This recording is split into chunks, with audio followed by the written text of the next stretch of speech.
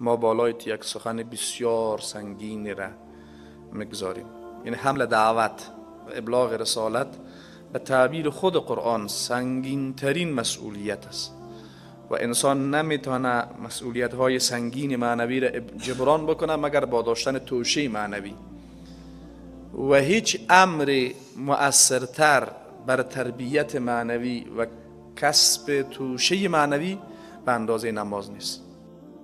از نمازهای نفلی با فضیلت ترینش میشه بگیم بعد از نماز سنت صبح بیشترین فضیلت را نماز تهجد داره و بالاترین تأثیرگذاری معنوی را هم داره.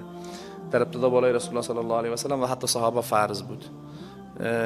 شما در آیات قرآن کریم اگر دقت بکنید در سوره مزمل الله تبارک و تعالی بر رسول الله صلی الله علیه و سلم حکمت امی فرضیت نماز نفل را ذکر میکنه. سوره مزمل یا ایها المزمل اولین سوره هایی است که بر رسول الله صلی الله علیه و سلم نازل شده. این کسی که خود لباس در خود پیچوندی قم اللیل الا قلیلا، این مقدارش است. اول برای پیامبر فرض بود که قسمت بیشتر شب را نماز بخونه، اندک استراحت بکنه و یک مدت زمان باقی مون پیامبر می رقم عبادت میکرد. بعد از یک مدت زمان تخفیف به پیامبر آمد، نصفه او انقص منه قلیلا، نصفش نماز بخون یا از نصف کمی کمترشه دیگهش استراحت بکن. و اوزد علیه، یا گاهی وقتا هم از نصف بیشتر بخون. ورتل القرآن ترتیلا. چرا؟ انا سنلقی علیک قولا ثقیلا، ما بالای یک سخن بسیار سنگین را مگذاریم.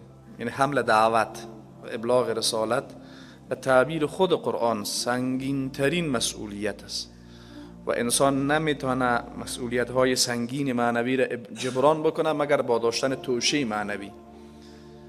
و هیچ امر مؤثرتر بر تربیت معنوی و کسب توشه معنوی به اندازه نماز نیست.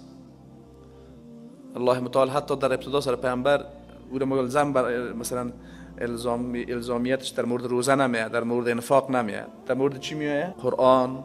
در مورد نماز و طبعا با نماز تلاوت قرآن. تلاوت قرآن در نماز از اساسی ترین ابزارهای کسب معنوی انسان در مسیر مبارزه و دعوت اسلامی است.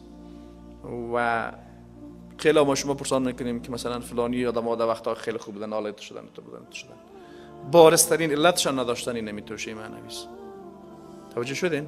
چون قرآن میگه انا سنلقی علیک قولا ثقیلا. وارد شدن در زمینه دعوت اسلامی و تربیت و مبارزه اسلامی بسیار کار سنگین است و واقعا بدون توشه معنوی امکان پیشرفتن در این مسیر وجود نداره. امکان نداره شما در یک مسیر برین در حالی که موترتان تیل نداشته باشه.